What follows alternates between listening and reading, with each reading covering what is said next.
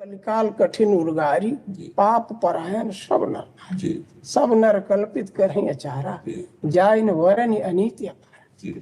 तो क्या सर्वेश्वर की लीला है? हाँ, सर्वेश्वर की लीला ही मानी हम लोगों के जो पुराने प्रारब्ध के भोग बाकी है वो हम भोग रहे हैं। नहीं महाराज जी, युग धर्म का भी प्रभाव है। कोई कितना भी बड़ा प्रतापी हो, युग धर्म का प्रताप उससे युद्ध करेगा, उसको परास्त करने की कोशिश करेगा। अगर वो तपस्या और भगवत शरणागत है तो फिर कोई परास्त नहीं कर सकता है। कलयुग का प्रभाव वहीं रहता है जब भगवान नाम नहीं, भगवत लीला कथा नहीं, भगवान से चित्त नहीं जुड़ा, वहीं कलयुग का प्रभाव पड़ता है।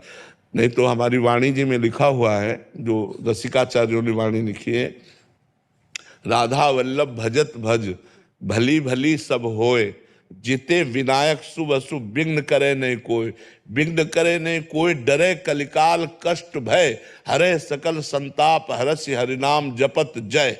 कलयुग डरता है जहाँ भगवत नाम कीर्तन, भगवत कथा, भगवत वार्ता, भगवत चिंतन होता है, वहाँ कलयुग डरता है। जैसे कलो संगो शक्ति, हम 100 साधक मिलकर नाम कीर्तन करते हैं तो हम हजारों को पवित्र कर देंगे, 1000-2000 को पवित्र कर देंगे, ऐसे चलता है।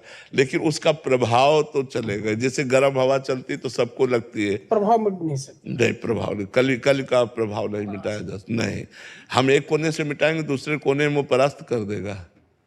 इसीलिए संत जन तो लगे ही हैं।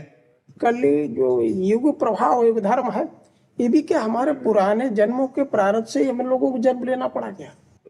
हाँ हाँ हाँ हाँ, बिल्कुल बिल्कुल बिल्कुल बिल्कुल, ये तुम्हारा कलयुग में जन्म होगा। बिल्कुल। तो इसके जब ये भोगना निश्चित है जी, तो ये पूरा भोगना पड़ेगा या भजन से ये नष्ट प्रारब्ध नष्ट हो सकता है? भजन से हम इसको नष्ट कर सकते हैं, भजन मिटा सकता है। जो तप करे तुम्हारी कुमारी तो भावी मिट सके। भावी मिट सके त्रिपुरारी। जी इसके आगे एक निवेदन है, जी हर इच्छा भावी बलवाना, हृदय विचारत शंभु सुजारा। तो हरि इच्छा का जो स्वरूप होता है वो भक्तों की इच्छा से होता है, भगवान की स्वयं की कोई इच्छा नहीं होती। भगवान की स्वयं की कोई इच्छा नहीं होती, अमना है, भक्तों की इच्छा होती है। अगर हम 10 मिल करके तो भगवान का अवतार हो सकता है। हाँ, अगर हम 10 संत मिल करके उस चाहेंगे तो भगवान का ऐसा कृपा अवतार हो सकता है जो परिवर्तन कर सकता है। जैसे हम जहाँ सैकड़ों साधु विराजमान है, आपको कलयुग का वहाँ कोई प्रभाव नजर नहीं आएगा।